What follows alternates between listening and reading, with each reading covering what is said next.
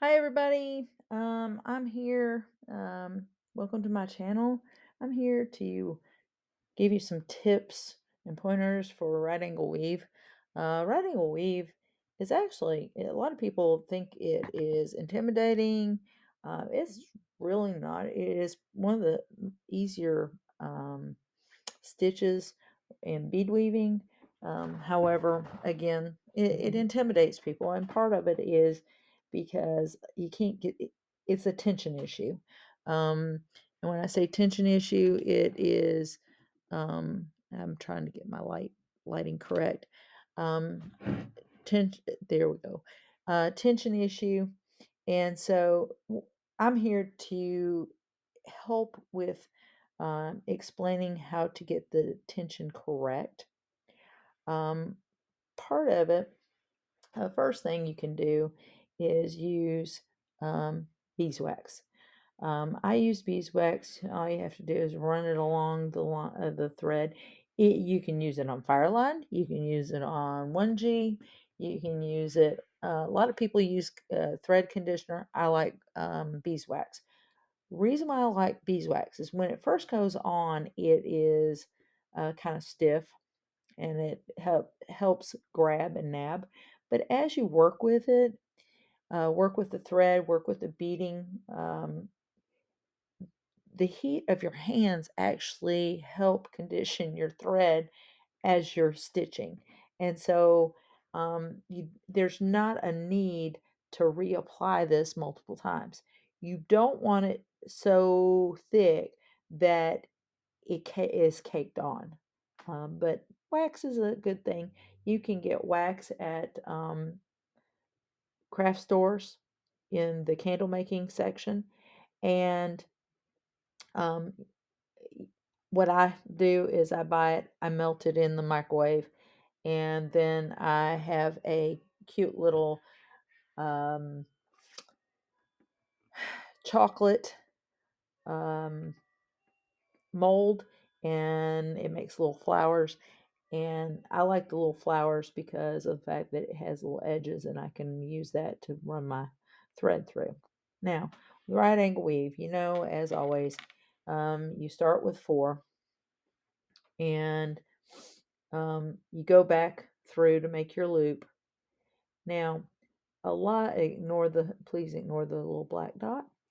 A lot of people, what they do is, and this is the number one thing that I notice, is when they make a loop and your pattern says, oh, you need to hold on to the tail thread and then continue. And you don't need to knot. I knot. Part of the reason why I go ahead and put a knot, is because of the fact that it gives you a good base to start with. You've got good tension on that first element. Now, if you've got a pattern that you've got a lot of um, embellishments, I still not. I might not as tight, or I might not as pull as tight, because with embellishment, right angle weave with embellishment, if your base is right angle weave, the embellishment will tighten it up. It'll tighten up over a little bit of time. Um, I'll give us a little bit more light. Um, but the other thing is, a lot of people they'll just move one away from the knot. I always go to the opposite side of the knot. This also will help with your tension as well.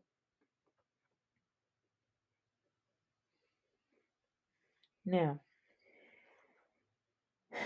the next step, there's a thing that I have come up with.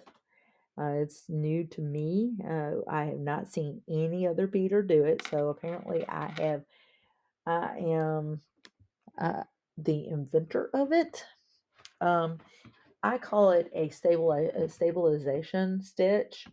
Um, it helps tighten right angle weave. I typically will do it. I'm going to show you where I usually do it. It can be done here. It can be done. I usually do it right before the bead that I'm going to go through. What I do is I pull through and go ahead and pull through the next bead just like you're doing normal. Make sure that you're a little on the tight side. Now, if it's a little loose, that's okay. If you're a little loose, it actually helps. I'm gonna have it loose so that you can see what I'm gonna do. What I do is I go underneath the thread path. Sometimes I just go over once. That's a single. If I know my tension's pretty good, I might do that once in a while. Just go under a thread bridge and then continue to the next bead. However, if it's really super loose, I will go under a second time and then go through the next bead, the bead that I'm gonna go, and don't get caught on stuff like I just did. Go through the next bead like you normally do, pull tight, pull tight. And what happens is it's almost like the first stitch that you use for your um, when you're tying your shoe. It just loops around that thread path, and then you pull, and it just tightens it all up. Um, the other thing is, if it's too loose for you, you can always, always, always reinforce. Um, I hope this helps. Um, and I hope you join me again. Um, thank you for joining me.